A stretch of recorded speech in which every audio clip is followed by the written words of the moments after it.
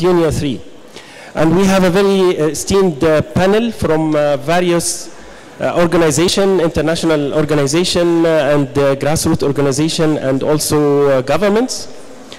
So without further ado, I will give you a full idea about Union 3.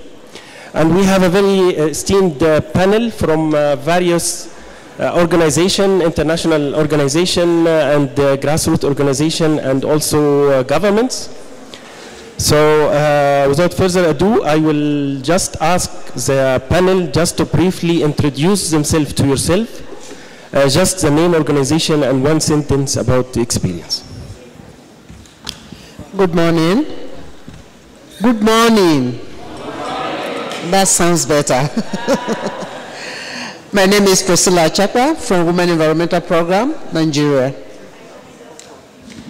I'm Shraddha from Asia Pacific Forum on Women, Law and Development, Asia Pacific.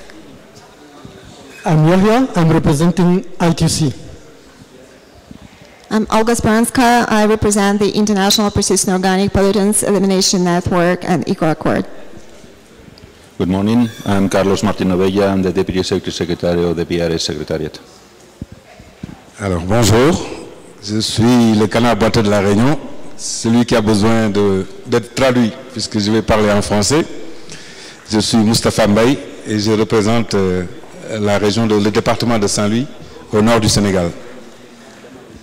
My name is Moustapha Mbaye and I represent the Saint-Louis department in Senegal. Hello, I'm Alexandra. I'm from a local NGO, Women in Development Shkodra, from Albania. Excellent. Excellent. Okay, so we start by a small video. So can you please show the video?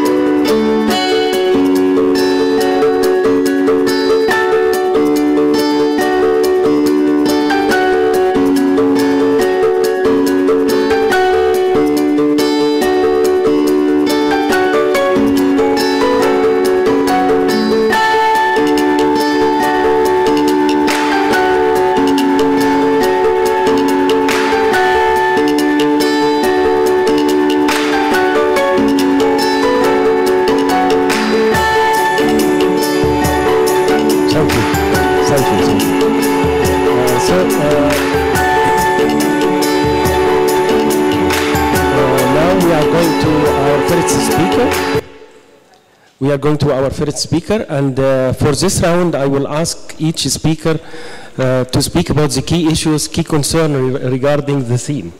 I know most of you have a presentation, so this is your chance to say what you want, and then we will focus question on the next round. Thank you very much. Good morning once again. I will be speaking from the angle of gender, chemicals, and waste. And this is a pilot project that was implemented in Nigeria, sometimes early this year, with our partner Women Engaged for a Common Future, with the support of the BRS. This kind of project has never really been implemented in Nigeria when it comes to issues of chemicals and waste. So for us, we saw it as an entry point of how we can really begin to address the issues of gender, chemicals, and waste. And one of the things that we found out, because it was a pilot project, so we'll just have to sample some kind of states which we felt that are very important. So we took some states from the federal capital, from Lagos, Nigeria, and we visited some of the sites that we felt that are critical. And one of the key things that we found out was that there is really uncontrolled burning of pumps containing plastic waste, polluting workers, families, and food. We also discovered that highly toxic industrial waste are being used for food preparation, such as the PCBs. We also discovered that informal recycling of e-waste and plastics are contaminating workers, air, soil, and water. For us, this is something that was really important. For instance, the PCB oils from the transformers, which we used for light, which the workers are really supposed to, when it's being removed, are supposed to be disposed. These PCB oils still find their way into the market, and it is the women that use them. And they use them in cooking and selling. And when you talk to them, they will tell you that, oh, the oil cooks very slowly, it does not burn, and so it's very economical for them, which is something that we discovered that was really, really appalling, because this is toxic that the women are eating. And of course, this thing gets into their body, and it causes cancer, and some of them get even into their breast, and the children suck from it. So it is something that really, we were really concerned. Then we also discovered that the animals that feed on the dump site, most of us eat meat and the milk, and some of these get into the breast milk that our children feed on. This is a research that was really done in Nigeria by some of the scientists, thus creating severe health effects for the children, for the women, and even for the animals themselves. We also discovered that in terms of e-waste, Nigeria has now become like a dumping site for the e-waste for the African countries, and also serves as a transiting route. Because if you go to Lagos, where we have what they call a computer village, you find it's a big market that is occupying over 5 hectares of land. And that is where the computer village is. That is just one site in Nigeria.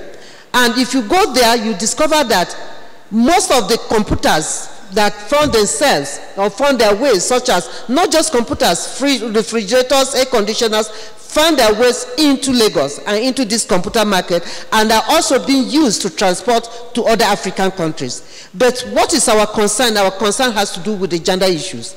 We find out that there are women and youth and children that are also scavenging or feeding use this e-waste as a source of livelihood for them in Lagos, and for repairs and for even selling. And they serve as engineers. But what are the protective gadgets do they use? There is nothing. So they use it with their bare hands, and of course that gets into their system. And so when we went there to interview some of them, they said, well, the awareness is not there.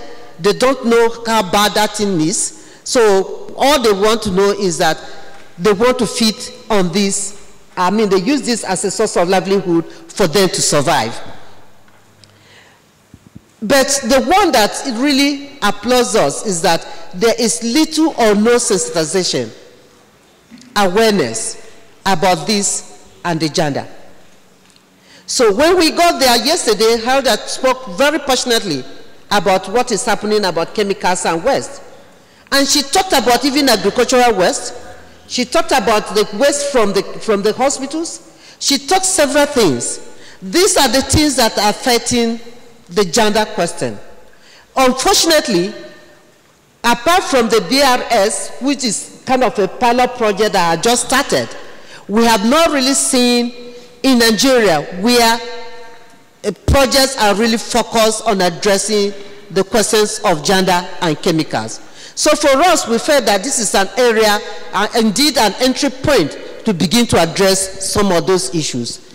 If you go to the Niger Delta, which Celestine talked about it yesterday in his presentation, the gas flaring from the Niger Delta, the women use that gas flaring as a source of drying of their food, which they don't know that that is toxic that is entering into their body. And it might also interest you to know that young girls at the age of maybe less than 30 have got into menopause as a result of this. And of course, apart from that, you have children that are born deformed. You have mothers having premature pregnancy, abortion, and things like that. Several things are happening in this regard. So as a gender organization, but also because of our partnership, we felt that this is an area that really needs to go into it. I will stop at this point. Okay, excellent. Thank you. Thanks a lot. Let's hear from our next speaker. Thank you. I'm speaking on behalf of what we strongly feel at the Women's Major Group on a very, very silenced issue. So I would like to see a quick show of hands from the women here. How many of you are on your periods today? How many of you have your periods today? Okay. And how many men knew that the women with them have periods today? We are 50% of the world's population bleeding in silence for, 30 to 40 years in our lifetime, around 5,000 to 6,000 days, 4.5 years of continuous bleeding. And yet, our issues are not addressed anywhere. So Thank you so much. I would like to just highlight why we are talking about periods and why do we need pollution-free periods.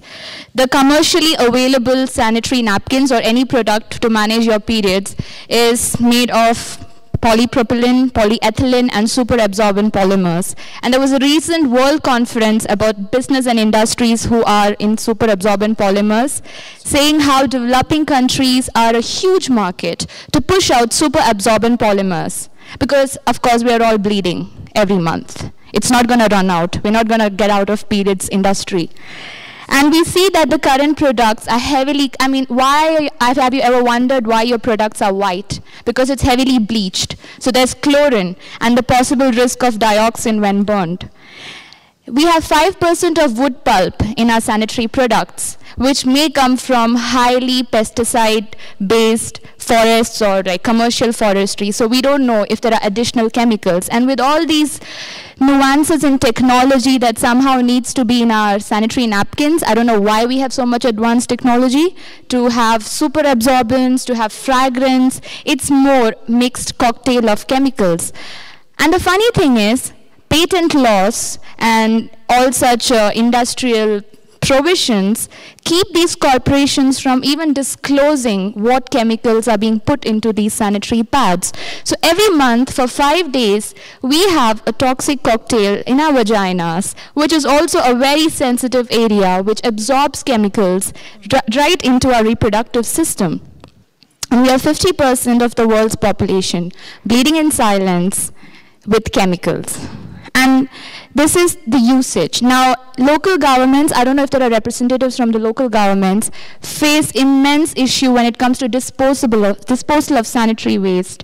We have 11,000 tons a month of sanitary products, if only 10% of 432 million women use sanitary products. It could fill up 30 football fields. We do not have that kind of land. If you're going to burn them, we see a lot of false solutions being pushed, especially in local communities, in villages, on incinerators, on burning your sanitary napkins. Because it's not enough that we use these chemicals, we also have to inhale these chemicals because, we are using it, so we're responsible for the disposal, right? So you burn and you do open burning or you incinerate them and you're inhaling dioxins and furans and maybe even PCBs because we don't know. And the cheaper your sanitary pad, you don't even know if the plastic is being sourced from a landfill and just being recycled and put into your pad, which is made look spick and span white because it's, again, heavily chlorinated. And then it causes pollution in the seas because if most of us just flush our products down, especially in cities, because we don't know what to do with our sanitary waste, we flush it down the closet, it clogs your sewerage, and it just ends up in the seas and lakes and contaminate water. If you landfill it, which is what most local governments do, it stays plastic. It's made of 90 to 95% plastic. It takes 800 years to break down.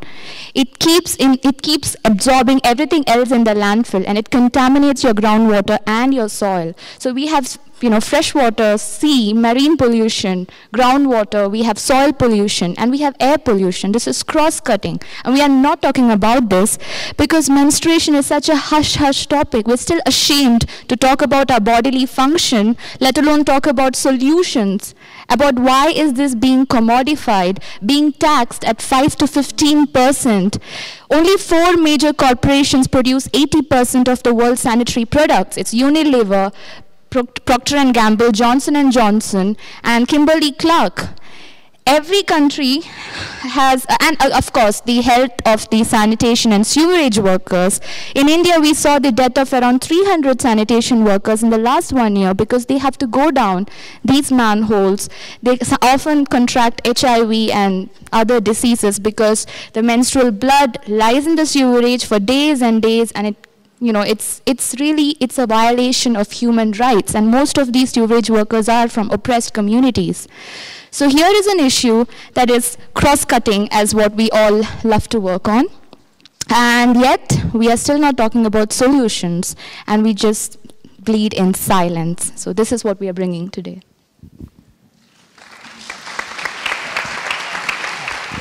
Thanks a lot, thank you. Women Measure Group. Okay, let's try this microphone. Yahya Masangi from ITUC, please. Thank you. I will start with an introduction. First of all, if we want to achieve a pollution-free planet, it's the way we handle chemicals and waste. This will determine it. If we want to achieve Agenda 2030, it's chemicals and waste. If we handle them badly, we will not get Agenda 2030 right. Unfortunately, we in the trade union movement, we presented 3 proposals for the SDGs. One was on decent work, the second one was on social protection, and the third one was on pollution-free planet. This third one was rejected.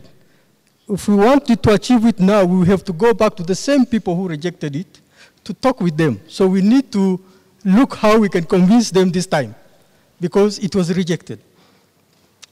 And if we want to achieve sound management of chemicals and waste, the right place and process is the SICAM process, where everyone is there. I don't see the slides. I think somebody is sleeping somewhere. Okay, I can continue.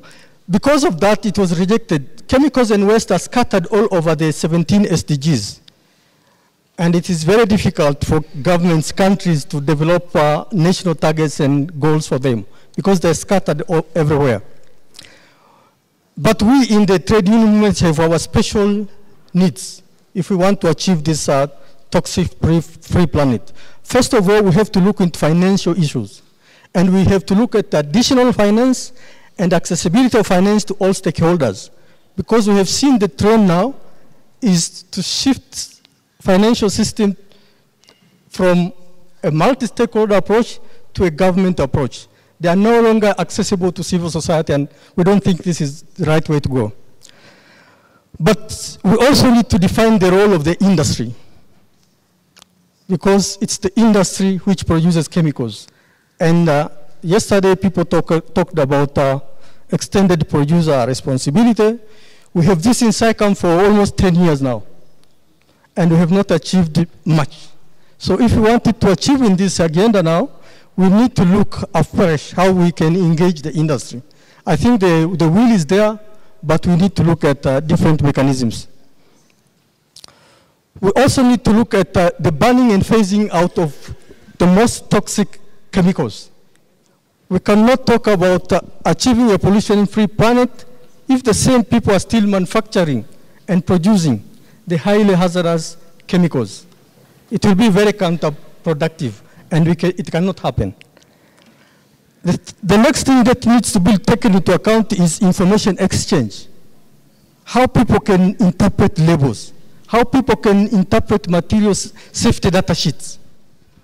If I ask people here, I show them a label, and I ask them to interpret it, it will be very difficult. What about a farmer? And this is the way information has to be transferred. The first thing that we need to look into is the capacity building. especially in formulating national policies and legislations, national standards, and research. We don't, many of our countries, especially developing part of the world, we don't have national standards. If we have national standards, we don't enforce them. And the next thing that we need to look into is the institutional mechanism, particularly enforcement and monitoring mechanisms. For example, yesterday we were talking about marine litter, marine plastic, microplastics. If we can't have a mechanism that can monitor this, it can't happen. We can't get rid of the plastics in the ocean. We know there are a lot of documented cases where ships dumped plastics in international water. And this needs some strong monitoring. Otherwise, we can't achieve this. And then the next thing that we need to look into is public awareness. The public has to be made more aware. And the next thing is harmonization of and coordination of different initiatives. We have SICOM, we have Agenda 20, we have Africa Agenda 2063, we have Paris Agreement. It's a total confusion. If you want to bring chemical and waste issues into all this, you need really a strong coordinating mechanism. We also need to strengthen the role of civil societies in the UN processes. 1 minute. And then we have to take into account workplaces. This is where chemicals are designed. This is where chemicals are manufactured. If we don't take into account workplaces, then we are leaving out a very important component. Thank you. Thanks a lot, Yahya. Those very important issues. As we can see that public awareness, international agreements related to chemicals, funding, and all these stuff can be summarized under good environmental governance. If we have a real good governance, then we can really solve a lot of our problems. We'll have a chance to discuss all this later, but let's move to our next speaker, which is Alexandra Kompili from Albania. Please go ahead. Yes. It's okay? Okay. I'm going to talk about a project, a pilot project that we had in Albania. The project, the title of project was Reducing Chemicals and Contamination of Drinking Water Sources in Rural Communities in Bosnia-Herzegovina, Macedonia and Albania, and was a UNEP managed fund, and in collaboration also with WECF International, that was our partner. Which was the objectives of this project.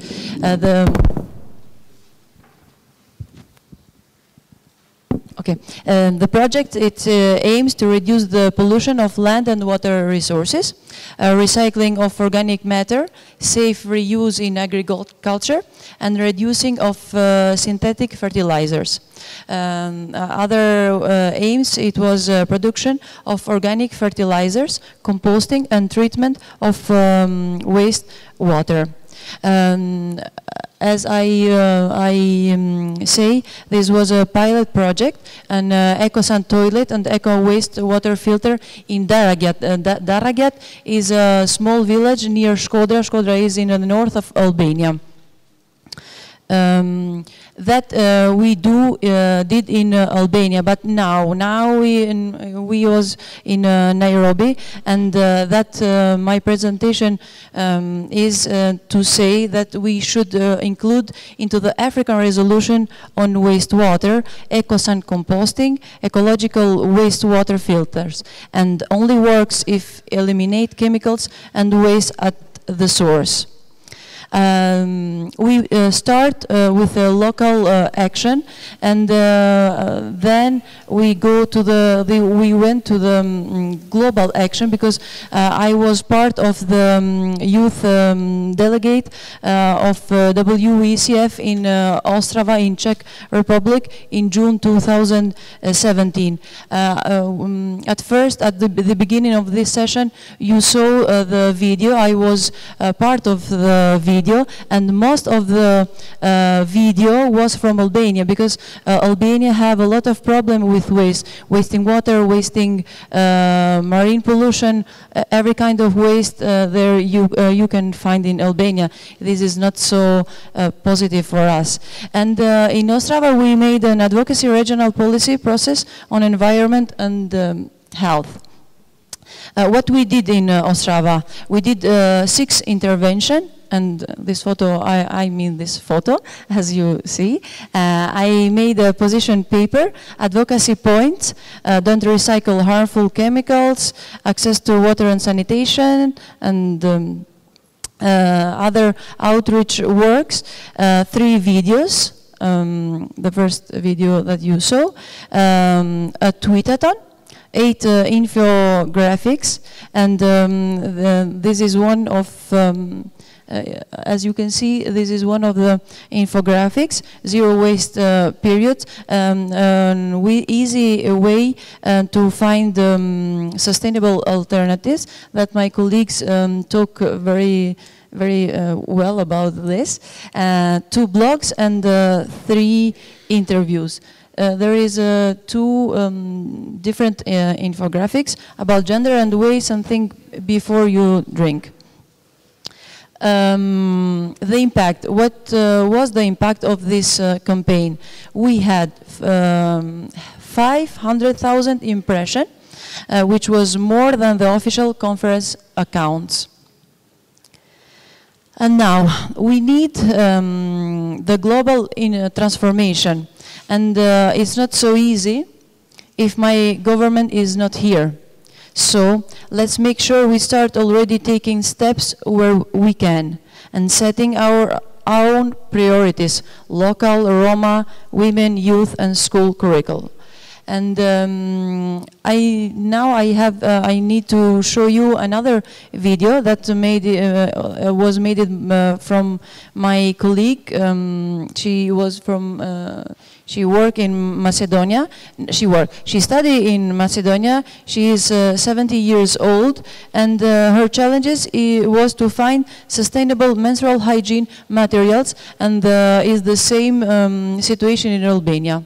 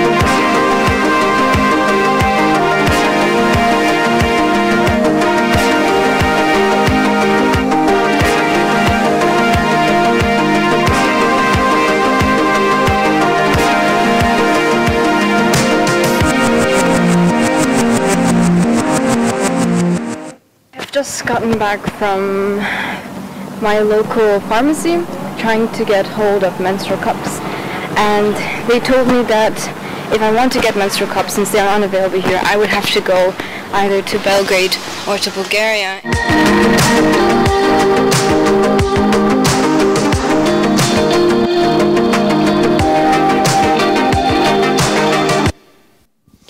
Thank you. Interesting.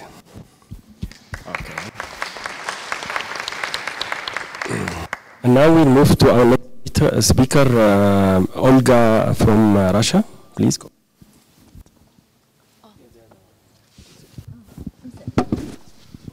Yeah. Okay. Yeah. Thank you. Thank you. Well, is it working? Yeah. Oh, okay, fine. I would like to return a little bit back in history, back to 2005. That was the year when a groundbreaking report was released in Canada, when new data revealed toxic chemicals such as persistent organic pollutants, brominated flame retardants, chemicals that cause cancer and birth defects. And these chemicals were revealed in the bodies of ordinary Canadians living in different parts of the world, having just different occupation and people of different age. That was really a very disturbing report. But since that time, much more data has been generated worldwide. And this data really shows that pollution has no borders, that chemicals do not have respect to these borders, that they can travel long distances far away from the original source of emission and release. And actually our food chain, our soil, our air, they are all contaminated. And these new data also showed new sources of pollution, which include our consumer products, products that we use every day, such as cleaning products, cosmetics, clothes, computers, and even toys. And what is even more disturbing, that these data revealed toxic chemicals in newborn children and in breast milk, that our children are born pre-polluted, having thousands of toxic chemicals in their bodies. And this is even more disturbing because just exposure to lead only results in mental disabilities of more than 600,000 children just annually. And I would like to say that according to WHO, industrial and agricultural chemicals, as well as acute chemical poisoning, results or are responsible for 1.2 million deaths annually, and more than 1% of global burden of disease. And cost of these death and diseases cause that, well, these illnesses and death are placed on individuals and on communities and on nations, are just reveal huge burden in developing and transition countries. And while developed countries really invest a lot into their legislation and enforcement, into new technological developments, and into waste management, developing countries still face problems which are not considered an issue in developed countries any longer. And an example of this is lead in paints. You know that the International Persistent Organic Pollutants Elimination Network, or IPEN, we had a global lead paint monitoring project when we tested lead in paints in more than 55 developing countries. And what we revealed is that very high concentration of lead in paints in the majority of these countries, and these lead paints are available, just broadly available on the markets of developing countries. And these countries usually do not have national legislation to actually restrict or ban lead in paints. And unless these national legislations are in place and enforced, it means that lead paint pollution will continue. And another example that I wanted to give you, and which is, to me, it's a very concerning example, is obsolete pesticide stockpiles. So yesterday we were talking about soil pollution, but obsolete pesticide stockpiles continue causing extreme stress and pollution in developing and transition economies. You probably remember that about 10 years ago in Africa and in Eastern European countries, governments really started paying significant attention to obsolete pesticide stockpiles, trying to attract investments into the inventory process and into safe storage and safe disposal. But unfortunately, correct me if I'm wrong, but from what I know, in Africa, only Tanzania managed to complete all these measures safely. All other countries still face the same problem with obsolete pesticide stockpiles. And if we are talking about countries of Eastern Europe, Moldova made a huge progress in addressing this issue of obsolete pesticides. Other countries still struggling with that. And the problem is that developing countries do not have technologies of their own to safely dispose of obsolete pesticide stockpiles. It means that they have to go through inventory process and safe storage, right, of these chemicals, or safe disposal to the places, to the countries which do have technologies available. And unfortunately, the problem continues. And what we face now, we face illegal use of these obsolete pesticides by the communities. They have free access to the stockpiles. They use these pesticides illegally. They apply them on their land plots, so the contamination continue, acute poisoning continue, illegal pesticide trade continues, and we do have information of availability of these already banned pesticides on the markets of developing countries. And in addition to that, these countries are facing new stockpiles of highly hazardous pesticides that we were just talking a bit yesterday. And this is a huge problem when already banned pesticides, pesticides banned in developed countries are aggressively marketed in developing world. And I would give you an example of Tajikistan, which is in the Central Asia. Tajikistan is the party to the Stockholm Convention on Persistent Organic Pollutants. You know that endosulfan is banned under the Stockholm Convention, and it is used in Tajikistan. And even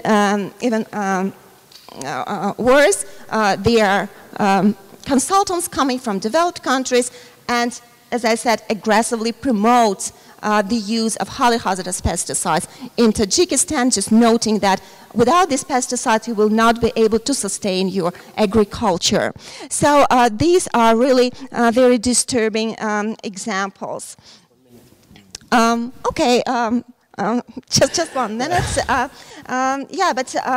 just wanted to say that the biggest challenge for developing countries is to get governments mainstream the management of chemicals into their national budgets, and to get industries and funding institutions to promote non-chemical alternatives, organic agriculture, zero waste approach, minimization of waste at source.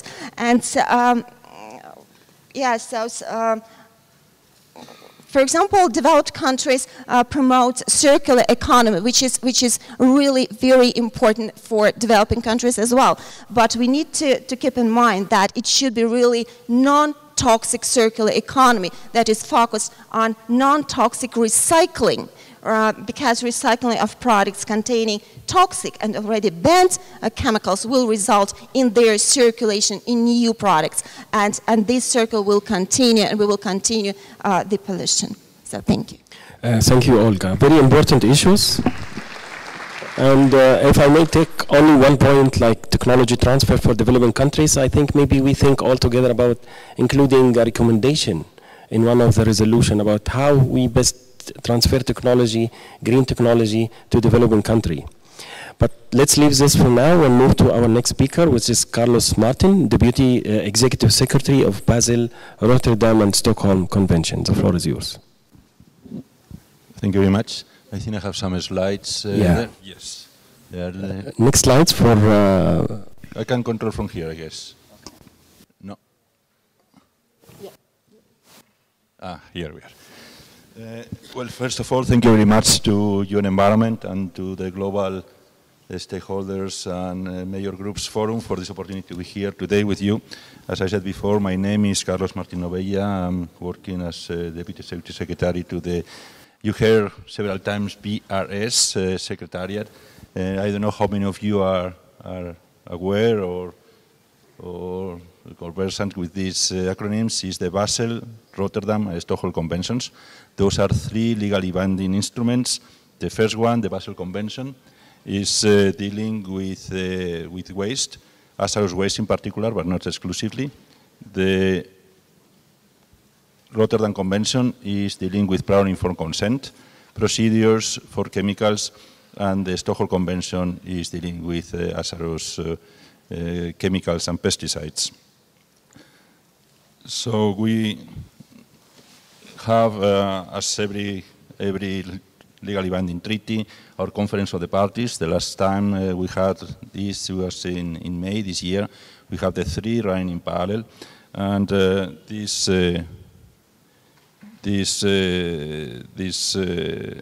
conference of the parties had quite successful outcomes. Firstly, on the Basel Convention, we established a new partnership on household waste. We adopted 6 technical guidance on different kinds of waste streams. We had some openings, some mandates to start working on marine litter, and also how to take action related to nanomaterials containing waste.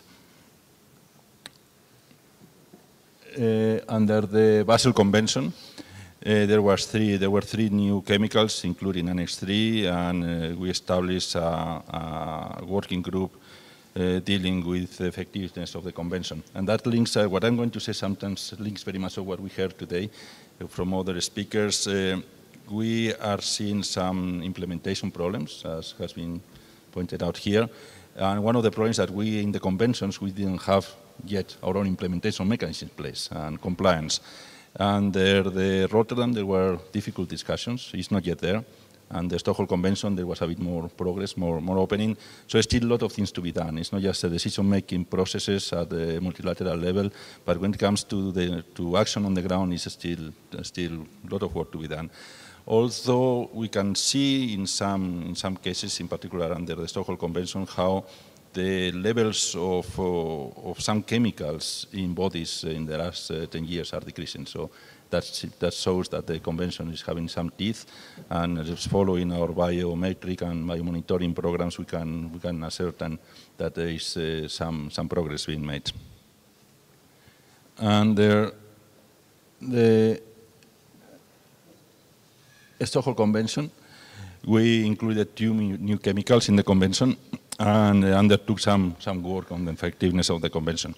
When we look at the chemicals, we said 2 more chemicals is a great success. We have not made the publicity on these terms, but that means millions of lives saved every year for each one of these chemicals.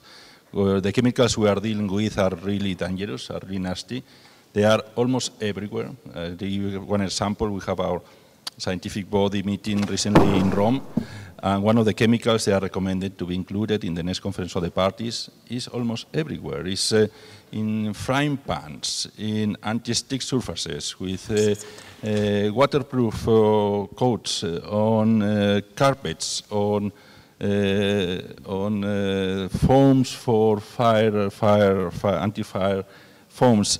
Almost everywhere, one single chemical. And at the same time, we are seeing how some diseases are increasing in the world. So you don't need to be very clever to see the link. Another example that we see that some progress has been made, but not good enough yet, is endocrine disruptors. We are addressing in an ad hoc basis some substances we know they have endocrine disrupting properties, but still is not a comprehensive approach to this kind of problem. I was myself involved exactly 20 years ago in a high-level discussion on this topic, And in that moment, somebody said that there was not evidence enough to address this in a comprehensive way. Well, we're having evidence, but still it's an emerging issue 20 years later. So it's something to think about. Now looking at the horizontalities, at links, one obvious link between the chemicals and waste and climate change, for example. When we look at the greenhouse emissions by incineration of some waste, this has an impact on climate change. There are some incinerations on coal, for example, that at the same time produces some emissions on POPs and some other products. We have POPs that are being released to the atmosphere again through the melting of the glaciers and the Arctic caps. So there is several other examples of how addressing climate change is hand-to-hand with addressing of some of the problems caused by waste and chemicals. When we look at interactions with biodiversity and land use, it's the same. We can see how the landfills are affecting biodiversity, how pesticides are affecting biodiversity. In fact, it is also about 50 years ago when it was the first book coming spotting the problem of pesticides and the impacts on biodiversity. And now is when we can see that this was not theory. It's really what is we can observe in everyday analysis. And the problem is that the action is not decisive enough and it's not strong enough. When we look at the number of chemicals that has been addressed under the Stockholm Convention is 20-some. The estimation some scientists made is that it's about 200 out there. So if we continue at the path we have now of 2 new chemicals every 2 years, we can take quite a while. So something needs to be done to accelerate the process. Another area of looking at horizontalities, of course, is how to create a common agenda. The waste and chemicals agenda is very scattered, it's all around the place. And one example that I like to look at is the Aichi targets on biodiversity, how in a quite successful way they managed to create a common comprehensive agenda on addressing biodiversity issues. There is nothing like that yet on chemicals and waste, and probably it's a time now to start thinking on these terms. There's not create a new agenda, it's not to overtake some others, it's simply to create a big map and to see what is the role that the different actors are playing in addressing these kind of problems. Another area of interactions, of course, is between the 2030 agenda and climate change. And biodiversity, climate change, and POPs and waste. There is clear evidence on how there are synergies among all these different agendas. There is going to one of the samples of the kind of amounts of waste that we are seeing nowadays produced in the world. There was an example of the situation in Nigeria. If I put this in global terms, we saw in 2014, 42 million metric tons of electro waste being produced. This is about, if you put in containers, these removal containers of 40 meters, and you put all the containers one after the other, they could cover the distance between Geneva and the South Pole. This is electronic waste produced in the world every single year. And it's only 1/6 of that is treated properly. So again, there is an implementation gap there. Sustainable Development Goals, 2030, I said before, there is one of the goals, the 12, that is coming immediately to the mind to all of us when talking about waste and chemicals. But there are overlaps, there are synergies with almost all the other goals, as has been said also before. Achieving the objectives on waste and chemicals will help to achieve almost every single goal of the 2030 agenda.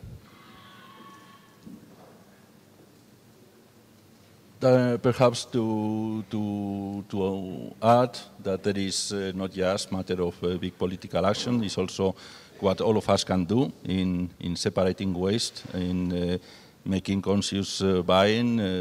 Some people refuse to use pesticides in their gardens, or they decide to use some kind of products, or they separate waste, or even some places I can see in Europe in particular, some communes and municipalities are starting to declare themselves as a zero waste communes, and this is a move in the right direction. So I think we have to find a common road, all of us to work together with other agendas and trying to be inclusive on these topics on waste and chemicals, and I would like to hear from you to see how we can help each other. Thank you. Thank you. Thanks a lot. Thank you for the valuable input. I'm sure we have a lot of questions regarding the Basel Rotterdam Stockholm Convention, but we move to our last speaker in the first round, Mr. Mustafa Mbaye, the President of the Regional Council of St. Louis, Senegal. Please. Merci beaucoup. Le département au Sénégal. So I'm going to translate. So let me get next to you. Yes. Le département au Sénégal, c'est l'échelon qui est entre les villes et l'État. C'est donc l'échelon intermédiaire. So he's working for the intermediate level between the state and the municipalities. It's the department level. Okay. Et donc la loi nous donne des compétences précises, mais elle nous donne également une compétence générale qui est d'assurer le développement économique, social, culturel des populations. So we have very concrete, precise obligations under state laws, but one of the specific ones which we have as a department is to help with the economic and cultural and social development of our region. Okay.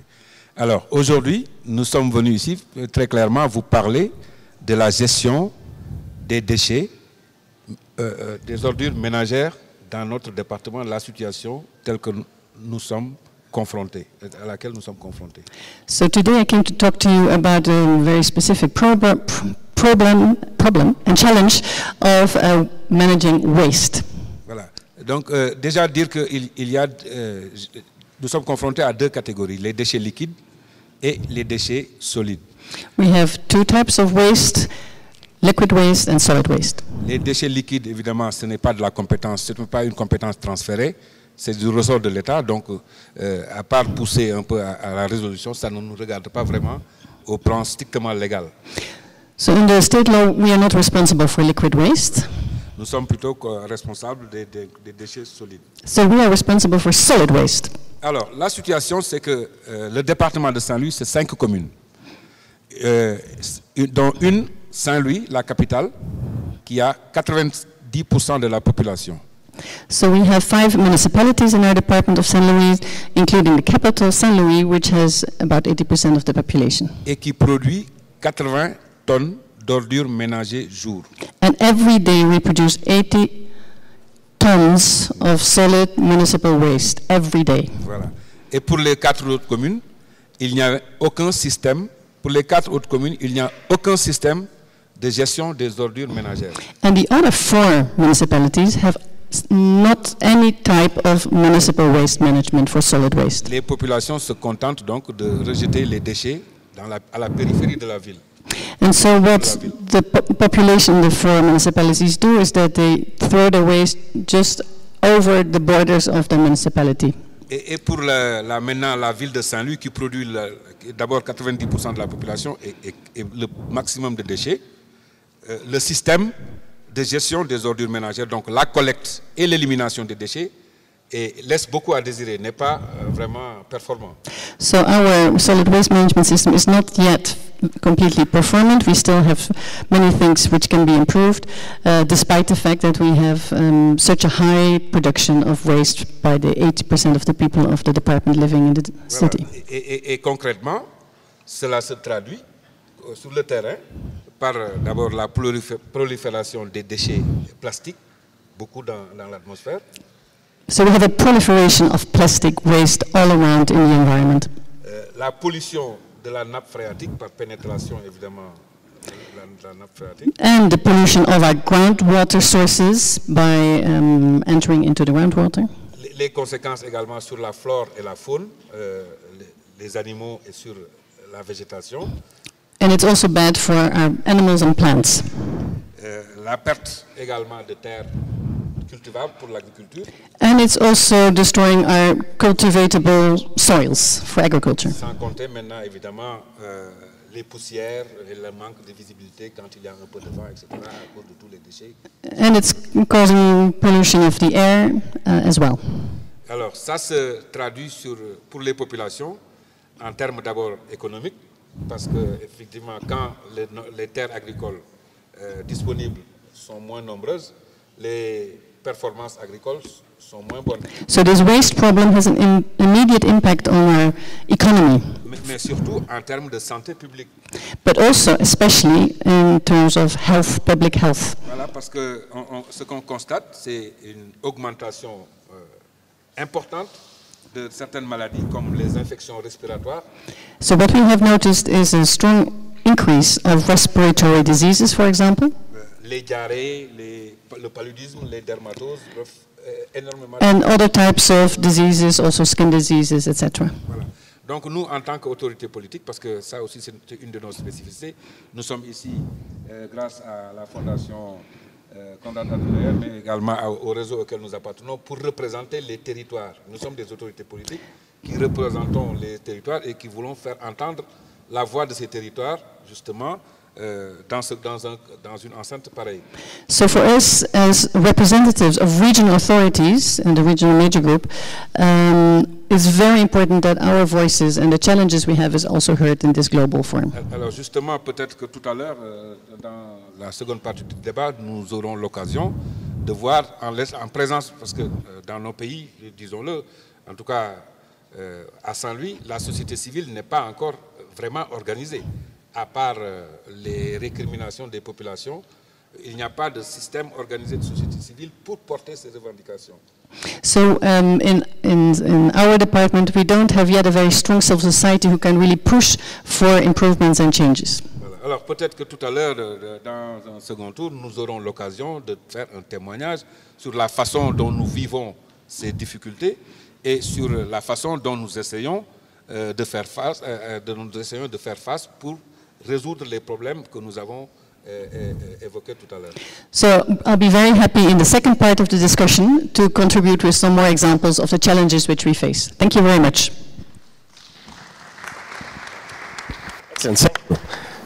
We have finished the first round, so what I will do, I will ask a question for our speakers.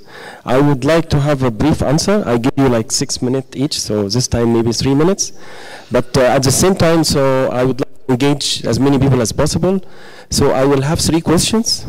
And when you answer my question, if you like to answer any of these 3 questions, please go ahead. So who would like to ask a question? But be brief and just to the point. Okay, please. Yes.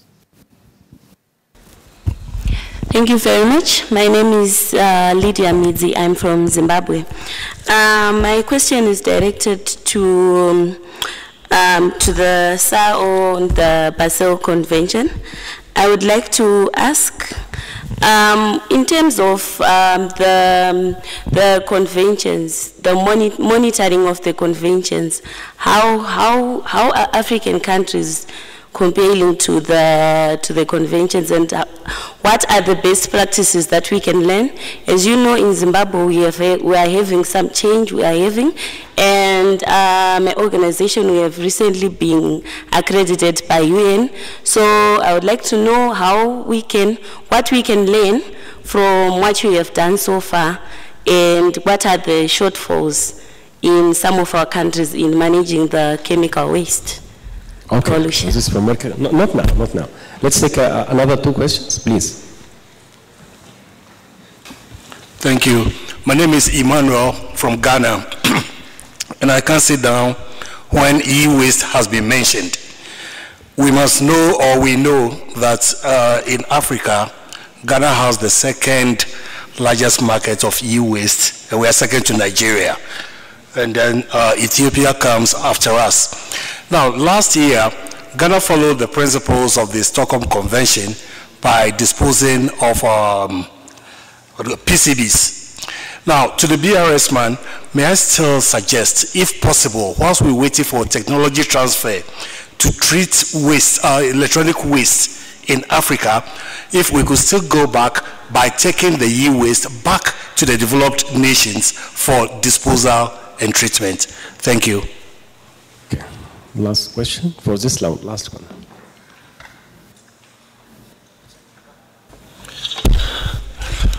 We'll have a chance later. Thank you very much. Let me begin by thanking our panelists for very good presentations. I have a question and I have a contribution. My question is, first of all, my name is Bideri John. I come from Rwanda. My question is, most of our countries are signatories to the international conventions, and we have our own national laws that we have put in place to safeguard or to provide safeguards for some of these things we are talking about. My question would be, why are they not enforced? What can we do to make sure that they are enforced? And when I'm talking about what can we do, I'm not talking about one section of the community. I'm talking about all of us, including the citizens of those countries. My contribution is Rwanda is one of the few countries in Africa today that has actually tried to create an environment where pollution is minimized to the lowest levels possible. And this has been as a result of very intensive public awareness, to the extent that even young children who are born today, because this is being transferred by their own families, that any form of littering is unacceptable. Even in your own home, you don't feel like throwing a bottle in the compound. You have to put it in a litter somewhere. So this is something that I think we need to draw some kind of lessons. It's very possible, and we not need to talk about it just for the sake of talking. We need to ensure that it works right from the family level to the highest levels possible.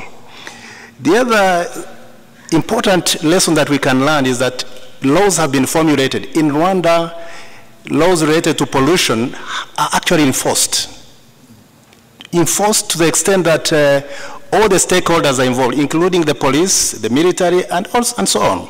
Because society is society. Whether you accept it or not, it affects you. The other issue that is very important is that there has been political leadership on this. If it is done at that level, then everybody else complies.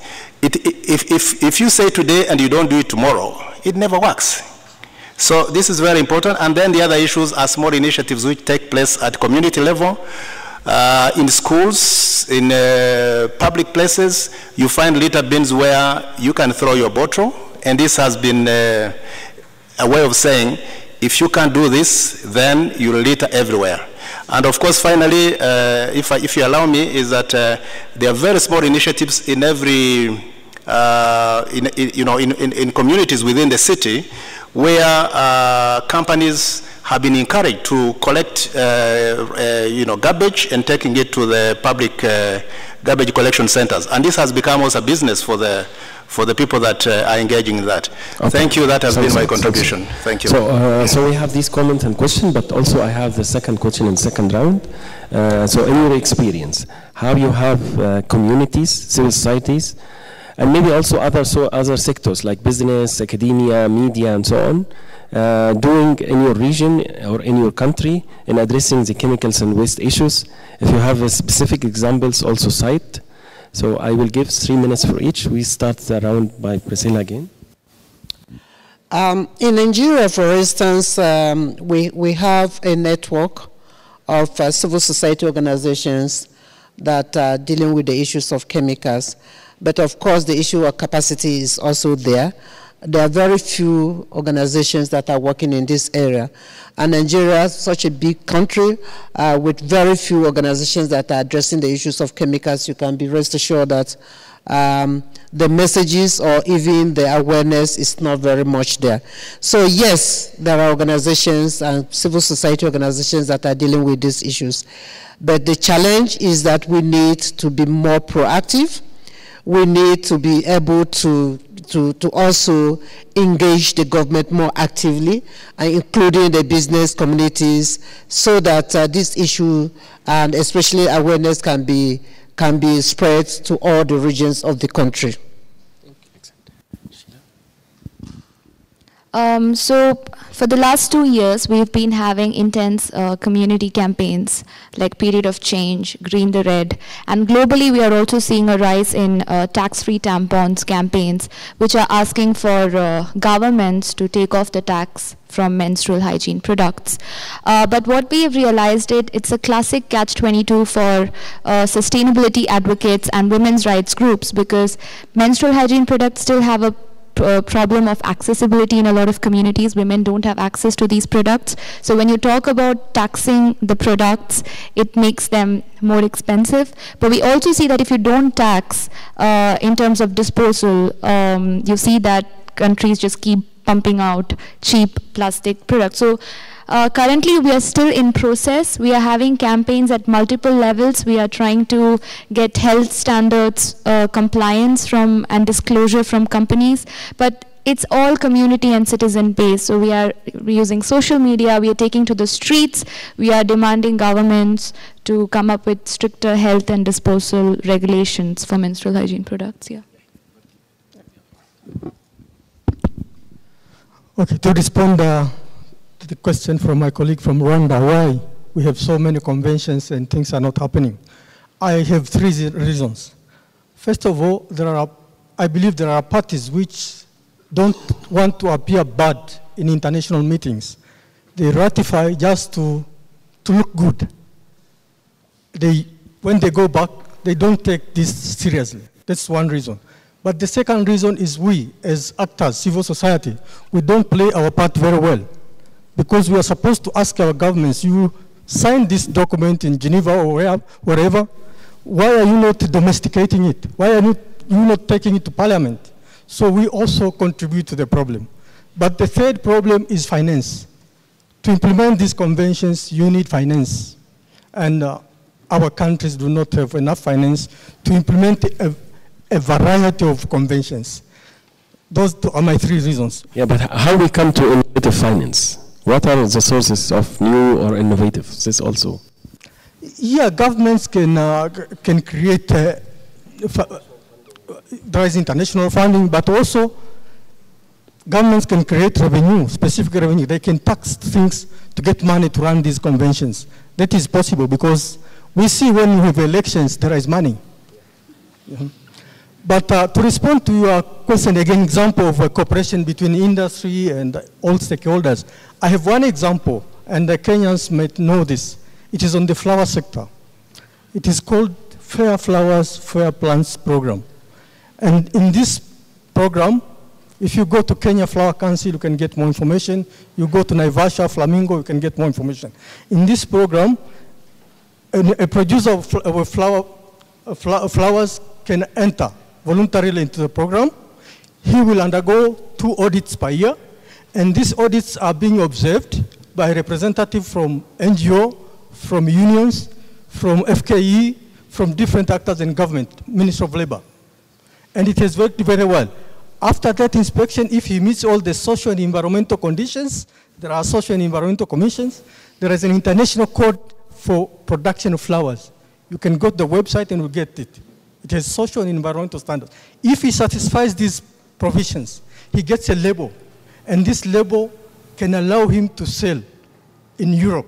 Because the flower sector has many problems. Sexual harassment.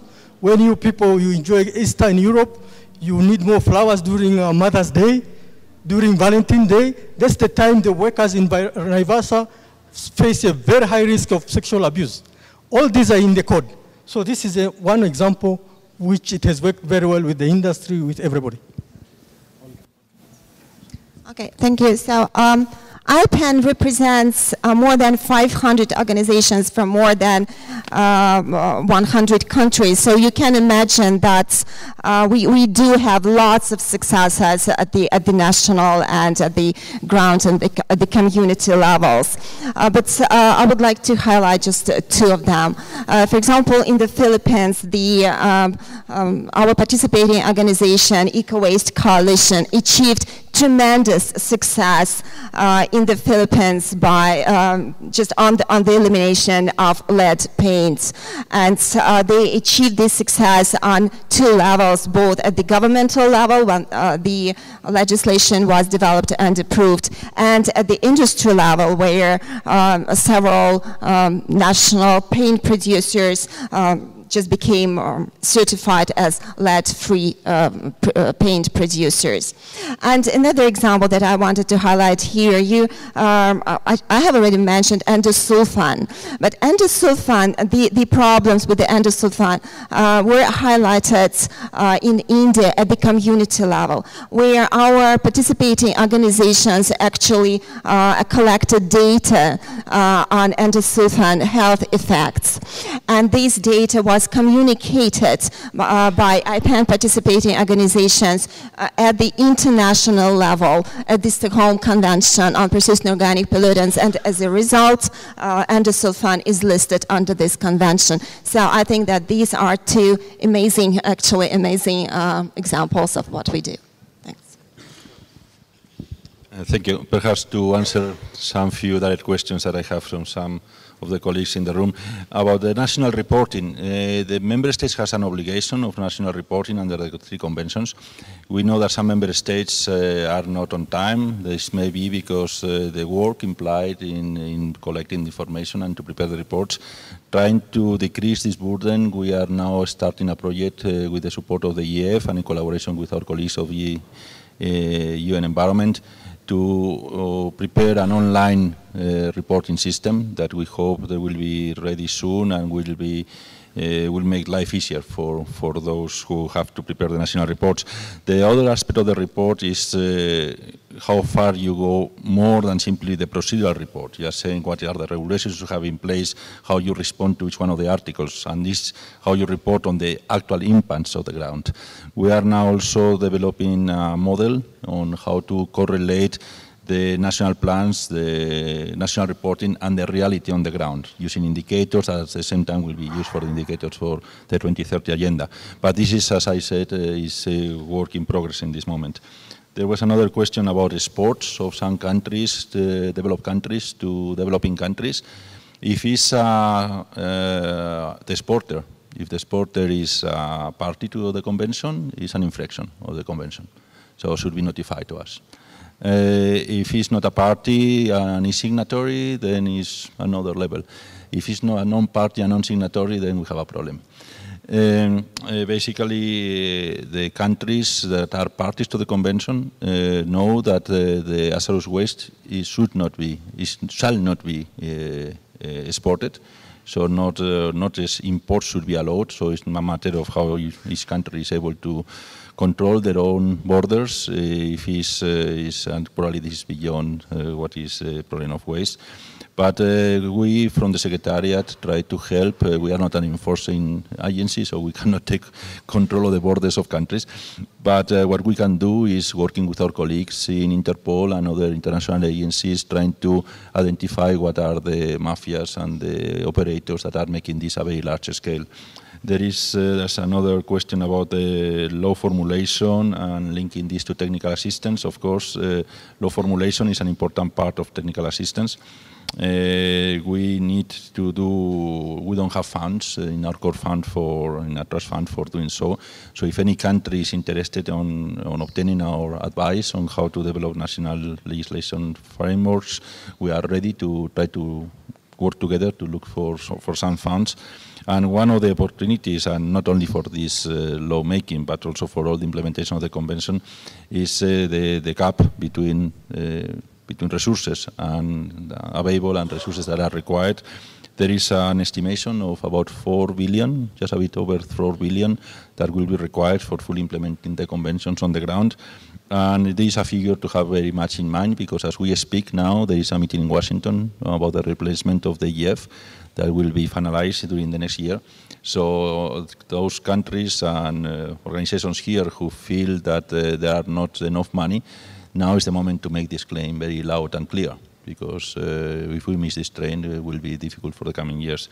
Now about the importance, your key question, what is the importance of the civil society in our work? When it comes to implementation on the ground, is essential. The global groups, NGOs, and the industry also has a lot of knowledge of what is really happening on the ground, and can help governments to find the ways to implement the conventions. When it comes to our meetings, the stakeholders and NGOs are essential. In that meeting I mentioned before of our scientific bodies in Rome a few weeks ago, when some delegates were struggling to find some bibliography, some publications justifying some claims on some positions. It was the observers with their knowledge and their access to databases on the spot who were coming with last-minute publications to justify some of the statements. So it was extremely useful in the process. And then from the Secretariat ourselves, we try to help in the other agendas when it comes, for example, to implement the goal on gender. We are doing our homework ourselves, trying to internalize all the gender issues and to achieve this 2030 goal within the operations of the Secretariat, but also in the operations in the Secretariat. So it's something that we are very proud of. Thank you. Merci beaucoup.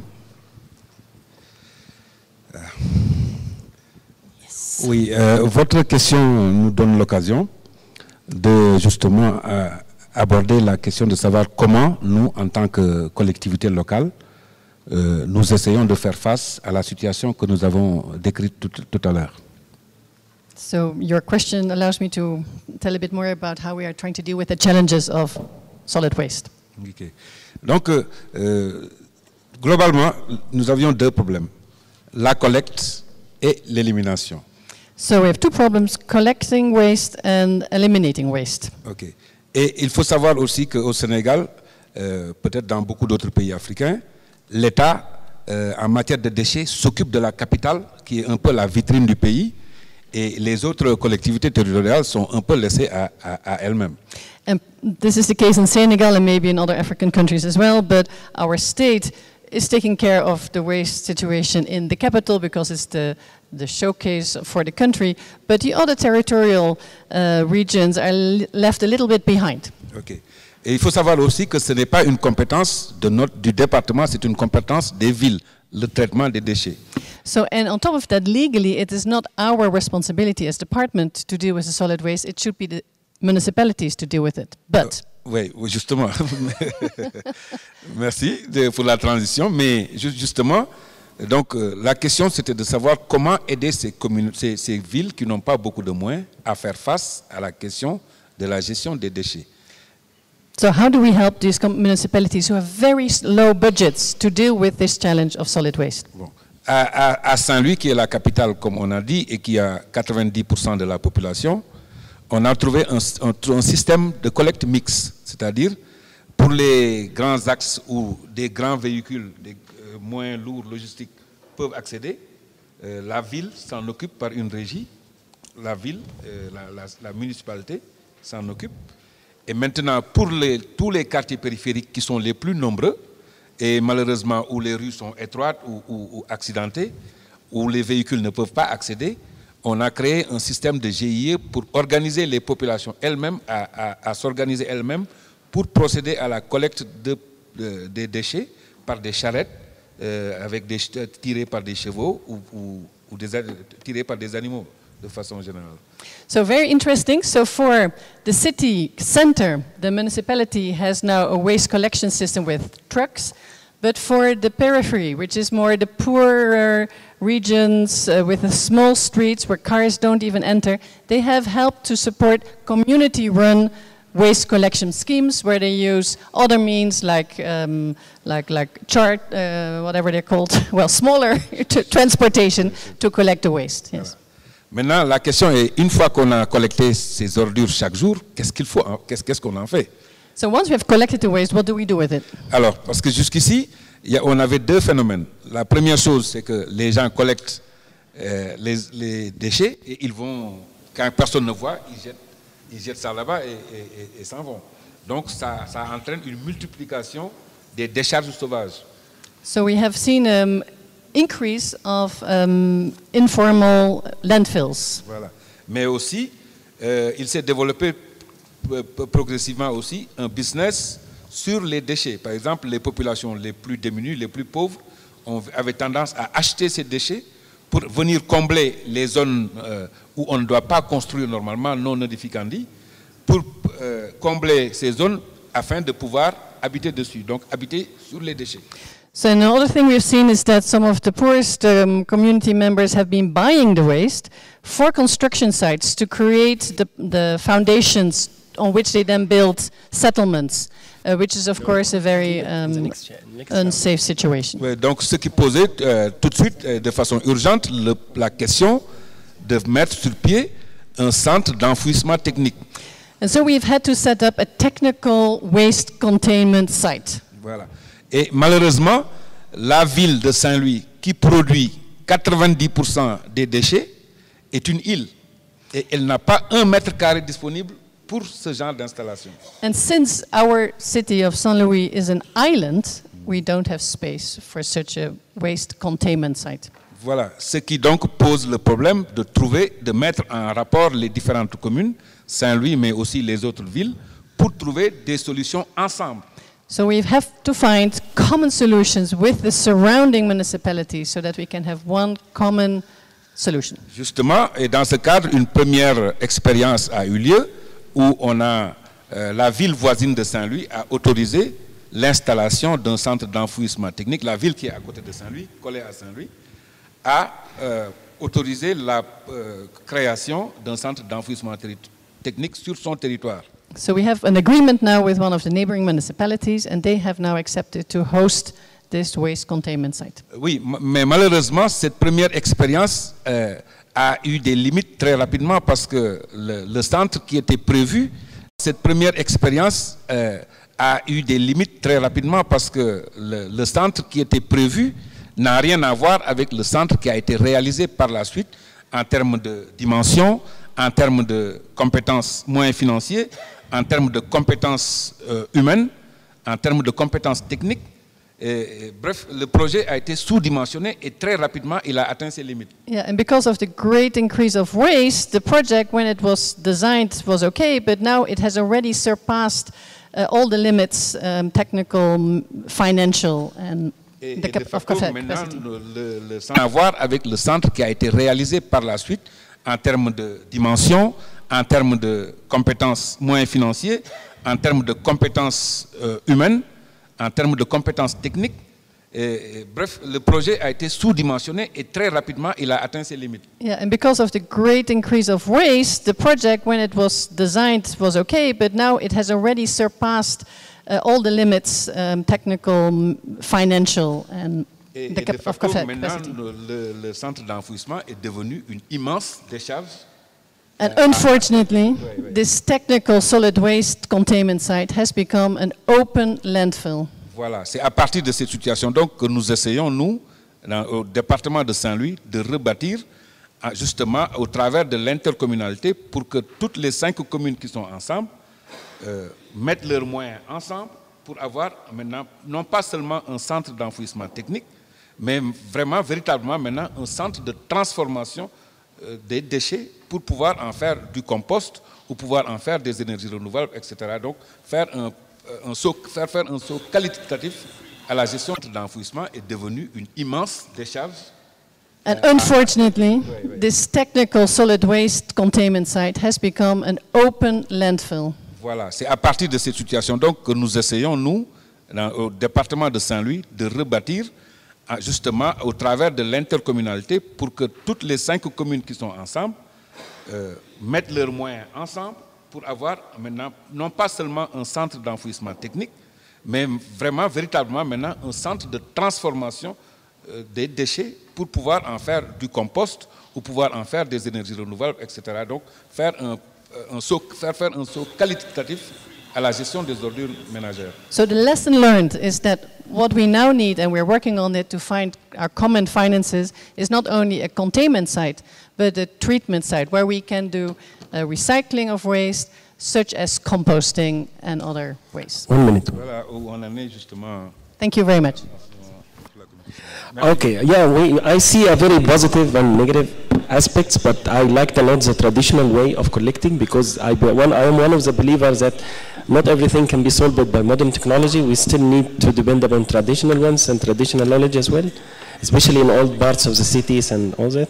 But let's hear quickly from our last speaker, Alexandra. As you know, Albania is in Europe, but we have a lot of problems, and sometimes we didn't know which are the priority of this problem. Lately in Albania things are changing, but we have a lot of things to do, because our Ministry of Environment or our government is changing frequently. For example, now 2 years ago we have a Ministry of Environment, and now our ministry is linked to environment and tourism, and this is a confusion for structural level. This is one of the problems that we have in Albania, but I think the biggest problem is related to the mentality, because in Albania is difficult to have environmental style of living. Let me give you a personal example. During the latest year, I'm more involved in this environment campaign and project. And for me, is going to be a lifestyle to don't use plastic bags or cup of coffee. And when I go to to buy something, I just say to the shopper, no, I don't need the plastic bags, and they see me like I was an alien. And this is very difficult for me, but for any Albanian, because they don't understand. I'm not interested to have a lot of plastic bags, but not just it's for our health, for our environment, and this is the biggest problem. Maybe it would be a solution to put the thematic environment in the curricula schools. Thank you. So it was excellent round, so I will take a lot of questions this time so we can engage as many people as possible, but please be very short and be very precise. So I will move a little bit from here. So start by the lady. Thanks a lot. Delphine from Zero Waste Europe and Break Free from Plastic. In an article from last week on their website, UNEP presents incineration as an example of good waste management practice to beat pollution. And it's a very concerning position for my network, and we know that it can jeopardize the amazing efforts of zero waste communities all over the world to reduce waste at their source and prevent pollution from incineration.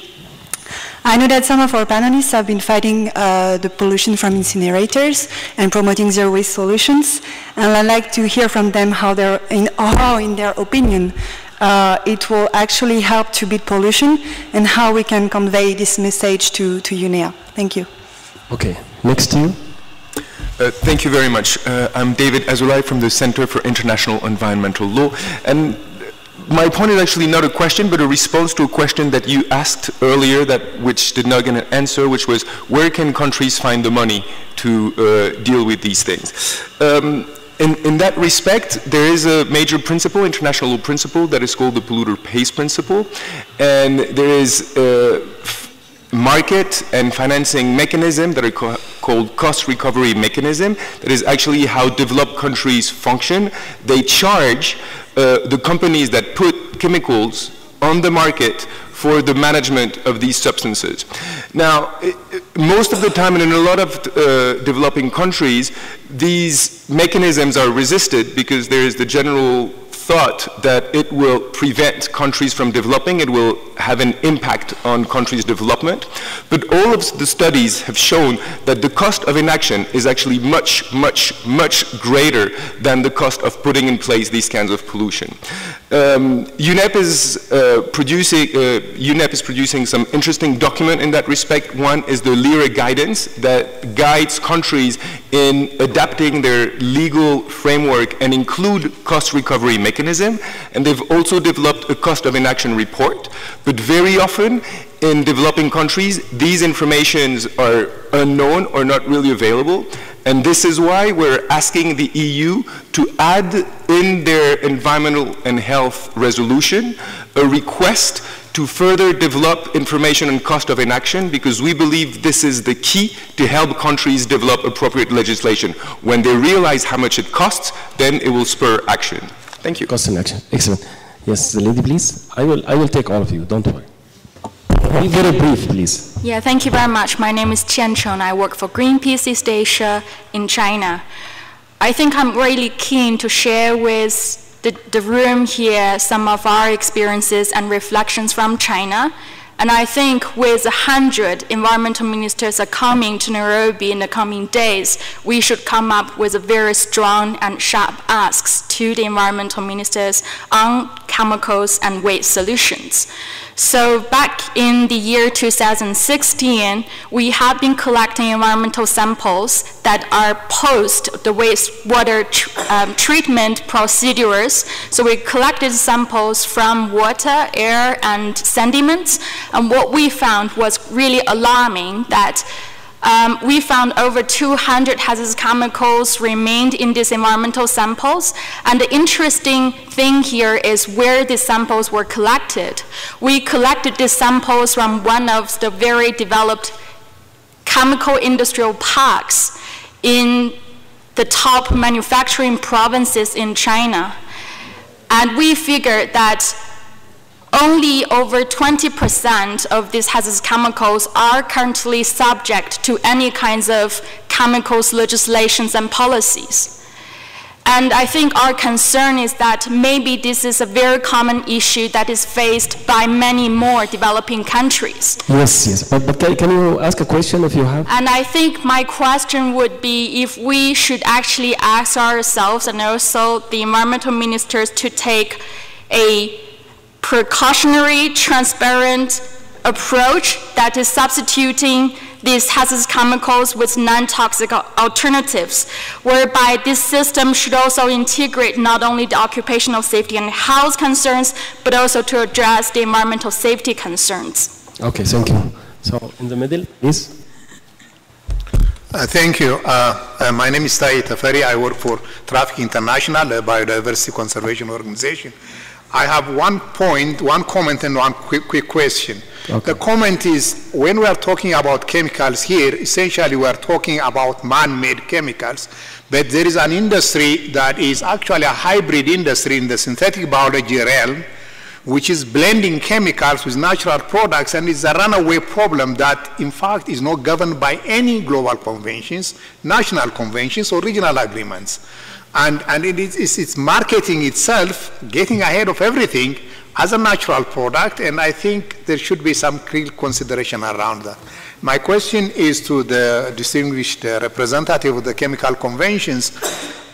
What sanctions are there for parties that do not meet their obligations under any of these chemical conventions? Forgive my ignorance, but some other conventions do have sanctions in terms of trade restrictions, so that the parties that are in violation of their commitments actually face some sanctions based on the reporting and the follow-up. Thank you. Excellent, thank you. Yes, the lady, please. Okay. Thank you the panelists for good presentations. And one thing that has come out that chemical waste is real to our lives, but I almost felt like crying when I saw sanitary pads put close to vehicles as part it's a luxury item. To women, this is like a basic need, And we do not know how many women have been given their dignity by just availing these products to them to promote gender equity in boardrooms because of these sanitary pads or towels. And I feel very strongly that as industry, we are looking forward to start from somewhere.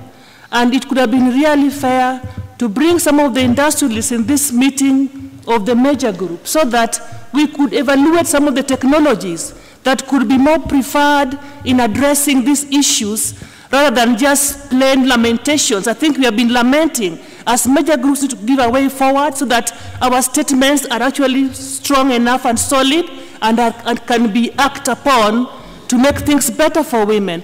To me, I will not condemn the use of sanitary towels in any way until there's a solution to bring the dignity of women, because this is also a major cause of gender-based violence in many women, among women themselves. Thank you very much.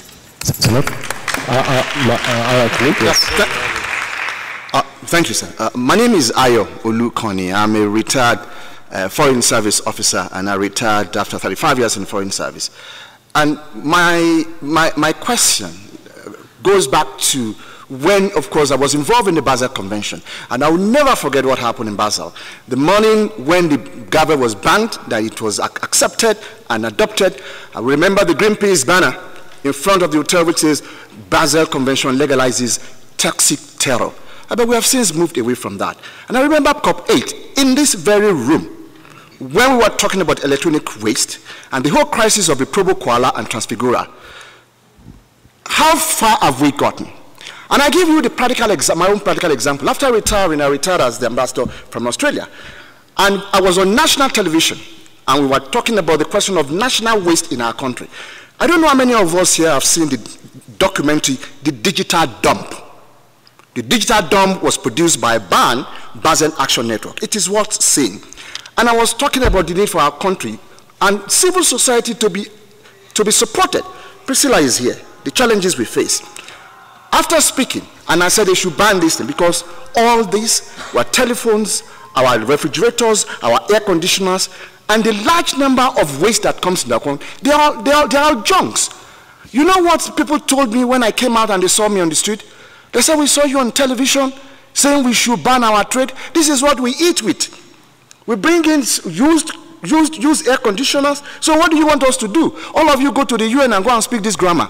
So I want to please ask them, the Basel Convention, brilliant instrument, what are the best practices as far as that is concerned? And the possibility of using a part of our national fund to support, especially in the area of electronic trades, because it's a very important area for us. Okay, thank you. My colleague there in the back, but be very brief so we can take all the questions. Very briefly, yeah.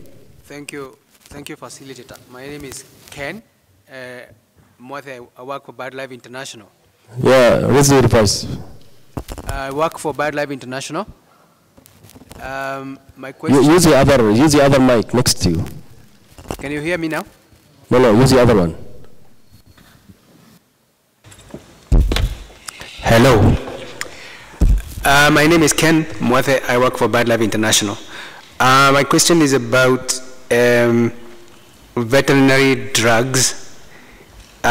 We've heard a lot about agricultural chemicals that are used on crops, but we have heard very little about veterinary drugs that are used on animals and very often find themselves in ecosystems and for scavenging birds and animals. Sometimes they get poisoned when they feed on carcasses from animals that have been treated with some of the veterinary drugs such as diclofenac. So what would be the way forward? Is there a place for UNEA to control, regulate, and even ban some of these chemicals? A good example is that India has banned the use of veterinary diclofenac. Is it something that can be learned by other member states? Thank you. Okay. Yeah, and close the other mic. Yes. Please, go ahead. You. Okay, my name is Pirot Varchak. I work for the European Environmental Bureau, a network of NGOs. I had a longer comment, but I will address a question, not to panelists, but to actually business representatives here. I'm a bit disappointed because we actually hear this discussion already for many times.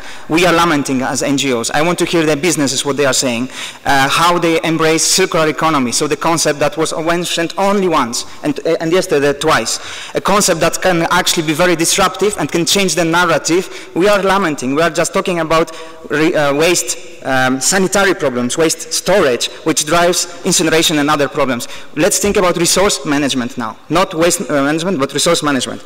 And in the whole circle of that, so not only the disposal, or even not even only recycling, but really prevention and reuse, and how producers can actually fit into that. David Azoulay has just said about extended producer responsibility. So an economic tool that can impose and actually can be taken as an environmental tool to improve better design of products. Producers that make an effort to phase out toxic substances and who make effort to make their products durable, repairable, and recyclable, they pay a lower extended producer responsibility fee than those who do not. And this is the market tool that we have to use.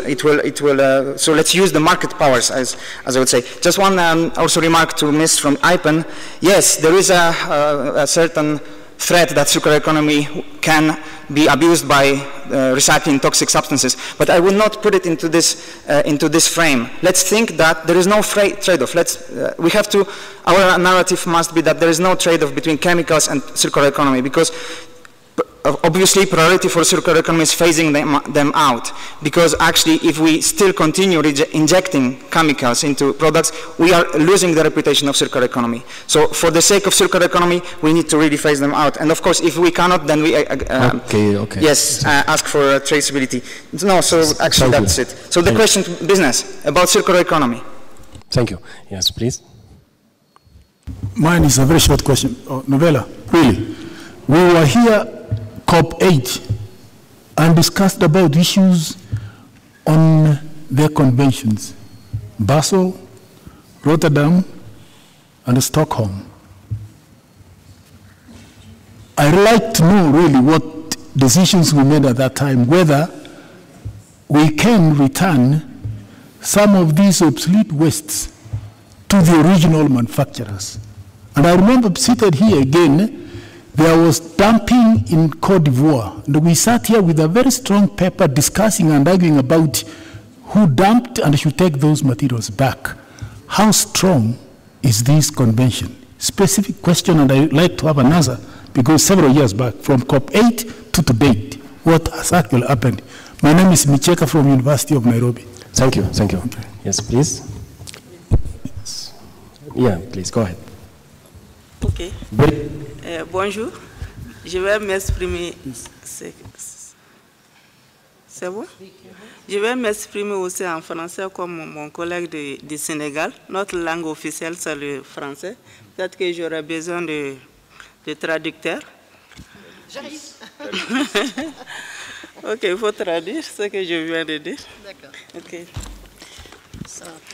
Donc, je disais que nous sommes un peu démunis par rapport à ce débat qui se tient depuis hier ici. Ma langue officielle, c'est le français. Donc, I have had a little bit of difficulties following all the discussions as French is my main language. Donc, nous avons pensé à une interprétation du français en venant ici, mais malheureusement, ça n'a pas été le cas. It would be great to have had simultaneous translation for this forum. Donc, c'est pour dire que nous avons aussi beaucoup d'expérience à partager avec nos autres collègues qui parlent anglais. Moi, je suis Gundo Sissoko. Je viens du Mali. Je suis de la société civile malienne. So I'm Secondo from Mali, from civil society. Donc, je voudrais intervenir par rapport à la question des déchets. Et par rapport à notre préoccupation, je pense que c'est une préoccupation qui touche tous les pays africains de façon générale. So the waste problem is really a big challenge for all African countries. Excuse me, I just want the question, so please, we are running out of time. Une question. Non, je voudrais simplement faire un commentaire par rapport au rôle des organisations de la société civile. Parce que j'estime que la question des déchets, c'est une question de comportement. Et aussi, il faut mettre l'accent sur la transformation de ces déchets-là. Donc, c'est là où nous, en tant qu'organisation de la société civile, nous devons beaucoup intervenir à ce niveau. So I really would like to stress the important role of civil society, especially also in awareness raising. It's a challenge of awareness raising, and also in transforming waste into other products. Okay, thank you. Thank you. Very briefly, I will take the three. What's Caroline? You, but in half a minute, if you can. Thank you very much. My name is Caroline Osikbedo. I work with Niger Delta Women's Movement for Peace and Development. Mine is just a contribution that while we are looking into the issues of chemicals and e-waste in Nigeria, we should not forget the toxic waste that is being deposited in communities by the multinationals. This is already affecting lives, not just only the women, the children who are ignorant that goes to their farms, they come back with illness because they didn't know that these chemicals are being dumped there or buried there already. And also, we need to talk to our government because the Niger Delta seems to be a dumping ground. You will just be there and then you see a ship bring something to maybe Sapele Port. What is there is toxic, is a lot of waste and all that. Who is the owner? They cannot identify where it's coming from, why it's coming there and all that. Where did it pass? It went through the waterways. What happened to the government, the regulatory bodies? So we should also look at these areas. Then another form that is causing havoc now is that people were used to clearing grasses. And now grasses are no more cleared by the women. They just buy one backpack with chemical and just go there and begin to spray their farms and all that. And this is going into their crops. You find out that when they root those foodstuffs, you buy them, they no longer have the taste that they used to have. We look at maybe the fish farming that is everywhere now. People just look for basins and begin to feed them with a lot of chemicals. You put your fish in the soup and the next day is soured because the chemicals are too much. Okay. So the awareness issues need to be intensified. Thank you. Thank you. Thank you. My name is John Baki from Nigeria. I work with Women Environmental Program. I direct my question to the representative of the BRS Convention. He talked about 2 chemicals being added to the list of persistent organic pollutants. I want to ask if the BRS Convention has considered adding plastics to persistent organic pollutants as being canvassed from different quarters. Thank you. Okay. I just want to comment about the issues of menstrual hygiene management. I think that it is a very critical area for us. For instance, in Nigeria, a lot of studies have documented how it affects women, and in several rural communities, it's even a taboo to talk about such issues. So if women must carry out their menstrual hygiene management with dignity and respect, I think that a lot needs to be done in the areas of, because when issues of sanitation are taken into account, menstrual hygiene is not really seen as a key issue. So I think that when, in your recommendation perhaps, you could suggest that a lot of more interventions should be designed in that direction, and even in terms of funding. Thank you. Excellent, thank you. This is exactly was my question, so I would like you to answer, not necessarily all the question you can pick up, but also when you answer, just give me one concrete recommendation which we can take to any of the resolution or to the member state. So we start. Well, I just want to talk about the issue that our brother from Ghana raised about the e-waste. Indeed, West Africa is a huge dumping ground for e-waste. And just as he said, Ghana is next to Nigeria. Nigeria is the worst. And also, what Ayo said, it's true that these e-waste chemicals are a huge problem. And we've just been canvassing, how can we deal with this e-waste? Because most of them are emanating from Europe. And of course, we know that there are conventions. And most of these conventions, the Europe that where these e-waste are coming from, are supposed to address them. But we still find them in Africa. So that is a huge concern for us. Sorry. The issue of pesticide, which Caroline has raised, indeed, part of our studies, when we went into the field, we discovered that majority of the farmers no longer do the red farming. But of course, they use chemicals in spraying for the grasses to die.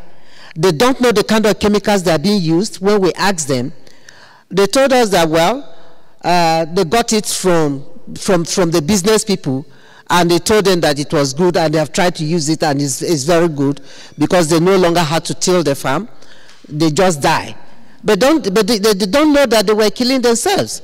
So indeed, it's a huge problem. But part of my recommendations, as I will put forward, is that, yes, we know that there are several conventions. But these conventions, of course, sometimes end up at the UN offices or in our government offices. Most of the people don't know about these conventions or are not even enforced. So the first thing we need to do is that publicity, awareness creation, and sensitization of these issues has become very critical and very important. For me, coming from the perspective of the gender, and of course, most of these issues, gender is not captured even in the conventions, such as the report on marine. When I perused it, I didn't see anything about gender in that report. So that is a huge concern for us when you talk about the issues of chemicals and waste. So we want to see, as a recommendation, how gender integration into decisions, policies can be incorporated in these conventions. It's very important. And then the second recommendation which I have is coordination. Coordination of all sectors. Yes, we're here talking about chemicals and waste, but when you go around, you discover that either in agriculture, either in water, either in environment, all these things are integrated. How can they begin to talk about, the integration and coordination of all these sectors to address the issues of chemicals? We have the SDGs, and the SDGs is not just one jacket fit all. They must learn to talk to each other so that some of those things can be addressed. And finally, the issues of monitoring and enforcement of these conventions. If the conventions are being made and they are not enforced, and there is no monitoring mechanism, it means that the policies are just made for ourselves and are not really there to be implemented. Thank you. Thank you. So my recommendations are also responses to colleagues from CL, the sisters who've raised their concerns here. The first is we have to say no to false solutions, which means there can't be any incineration of absorbent hygiene products. It's been tried and tested and proved yet again that this is a problematic waste stream. It has bodily fluids. Incineration do not work effectively. So we have to say no to this false solution. The second is stop commodifying menstruation. We have to phase out plastics, chemicals, and we have to start looking at sustainable consumption and production in terms of material substitution. Let's have organic, chemical-free materials that are put into our sanitary products. The third thing is we have to ensure that this use and throw culture is tackled, and we create a market for reusables, and we also ensure access to these reusables. Like you see, menstrual cups are inaccessible. So we stop putting people over profits. We encourage more industries which are giving clean solutions in terms of menstrual hygiene management. The fourth one is to really request member states here like Senegal and Norway, who are taking a progressive stand towards extended producer responsibility. We have to get businesses and the multinational corporations to aid the governments in remediating the issues that sanitary waste is already causing in landfills and water systems. And the last one is to international organizations like UN, WHO. We need to have more neutral public health data and information on how the sanitary and menstrual hygiene management is affecting our reproductive health. Thank you. A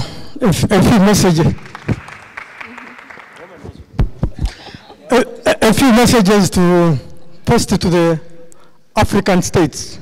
Operationalize the Bamako Convention on Chemicals, because it is there on paper. And the second suggestion is we must operationalize the sound management of chemicals and waste. And I suggest they should look at financial mechanisms, but also we need to see in the national SDG or Agenda 2030 development frameworks, they create goals and targets for chemicals and waste. Thank you. In my recommendations, I would like to respond to the comment from the European Environmental Bureau. So, as I said, circular economy is an extremely important initiative. However, what we witnessed within IPAN when we conducted samples of brominated, just of toys made of recycled plastics. And we conducted this sample several times, and the last one was just before the BRS COP. And we found quite disturbing levels of already banned brominated flame retardants in toys made of recycled plastic. And honestly, just the previous testing was made somewhere, Joe, correct me please, it was just at COP6, I think. And we also revealed very high levels of brominated flame retardants. At this COP, it was the EU and Canada who successfully requested a specific exemption for recycling of products containing toxic chemicals. And unfortunately, this specific exemption is still functioning. But the data that we generated for this particular BRS COP for the 2017 contributed significantly to the decision not to grant recycling of products containing decabrominated flame retardant, which is a tremendous step forward. And I should say that, to my understanding, the circular economy could be successful if we actually ban toxic chemicals at product design stage. This is honestly the only way out to achieve a safe and sustainable circular economy. And my recommendation to UNEA will be first to disclose all chemicals in products. This is a tremendous important step. Without that, we cannot talk about safe circular economy, we cannot talk about safe reuse or safe recycling. Actually, without full disclosure of chemicals in products, we undermine the recycling process as it is and the circular economy as it is. And so, yeah, that is actually what I wanted to say, and so, yeah, because we are limited in time. Thank you. I think I got 5 direct questions. I will answer very quickly, but if anyone wants more explanations, I am happy to continue bilateral later. The one was, first one was about sanctions for not compliance. It's not a normal feature in the MEAs seen to have sanctions. The existence exists in the trade policy, but not in environmental policy. And that's how things are. Maybe there's opportunity with the proposal that now France is table about a global pact for the environment to introduce or reintroduce this kind of ideas. I don't know, but in the existing framework does not exist. About national fund, to create a national fund for dealing with the conventions, the EF is established as the fund to create to fund, in particular, the Stockholm Convention. They claim also to address the other conventions, in particular when there is interactions between them. There is also the specific program that provides funding to the countries. But overall, when looking beyond these multilateral instruments, when I spoke to some colleagues in some key donor countries with more than enough resources to fill the needs, the answer I got is that there is not a demand. So that means that the developing countries themselves, when addressing donors asking for their own cooperation assistance, technical assistance on environment, they do not consider waste and chemicals as a priority. So it's some homework to be done for all of you when going back home. Then circular economy, I agree with what you said fully.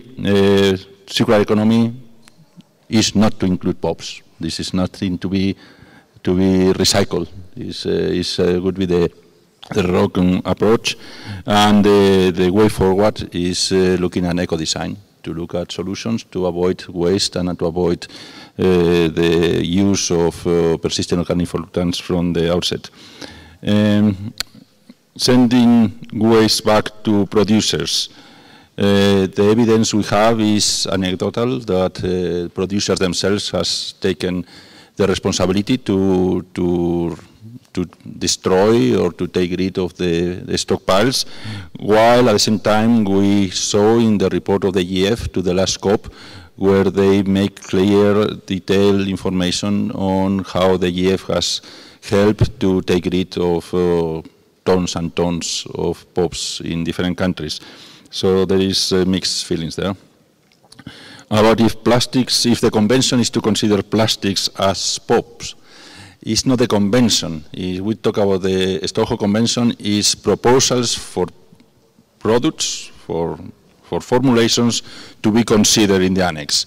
So far we don't have any proposal of any microplastic or nanoplastic to be addressed under the scope of the Stockholm Convention, while at the same time there is mounting academic bibliography being produced pointing out at the POPs characteristics of microplastics and nanoplastics. So basically, not only in the structure of the nanoplastic itself, they are polluting, they are organic, they are persistent, but also they act as sponges absorbing the other POPs, and therefore is something that in the Secretariat we simply can react and move forward on proposals, specific proposals that we may receive. And finally, your question on recommendations for UNEA. We have produced in the decisions tracker, in the resolutions tracker, if you follow that, we have put some ideas, in particular on the resolution on soil pollution, on the resolution on microplastics and marine litter, and in the resolution on waste lead acid batteries. There is specific proposals from the BRL Secretariat, and also the high-level segment of our COPs also produce a recommendation to UNEA that has been delivered, and you can find in the resolution tracker, well, in the tracker for the high-level segment, the resolution for this meeting. Thank you, thank you. 1 minute each, 1 minute each. Okay. I fully agree with my colleague that the producer should play a more important role in respecting the environment and health. And I think in this world the most important thing is not to make money, but to live a healthy and happy life. And they have to do it not only for us, but for themselves and for their children.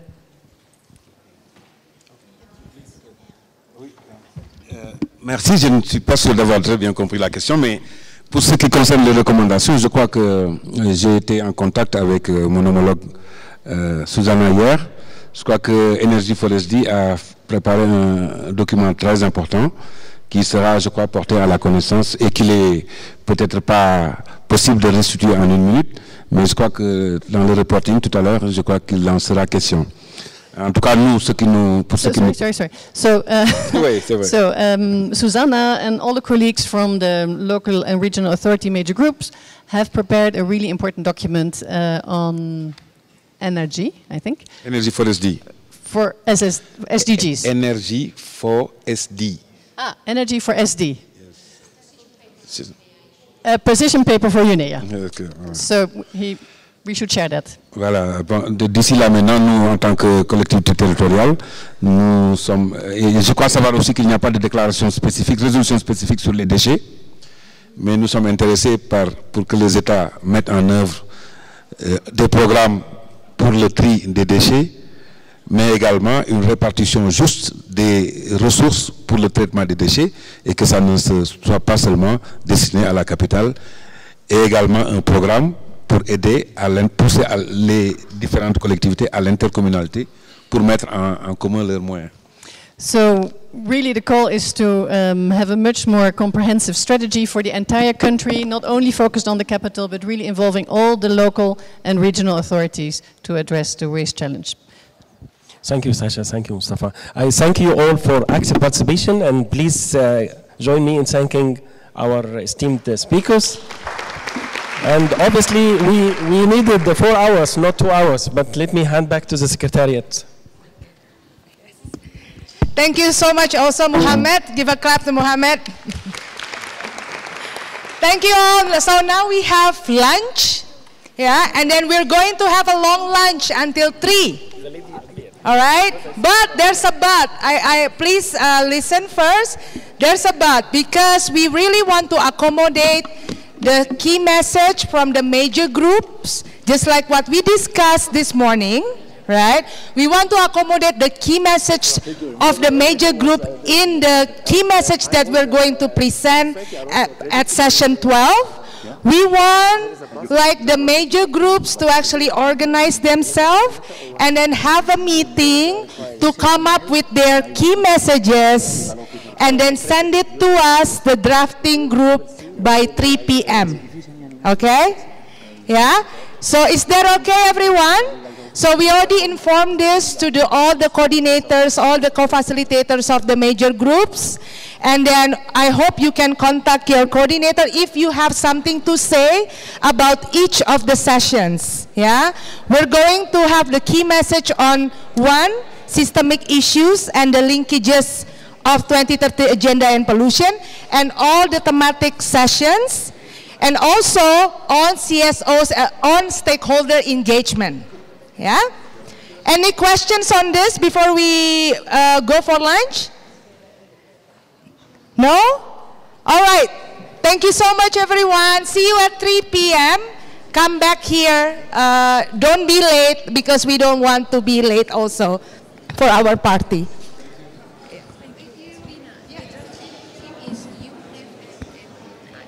No, Saro, me, yeah, the one that just send it to the thread.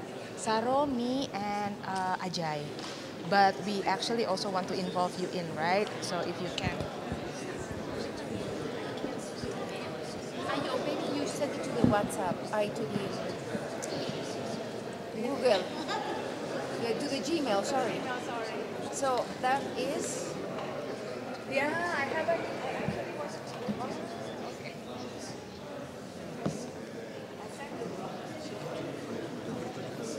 We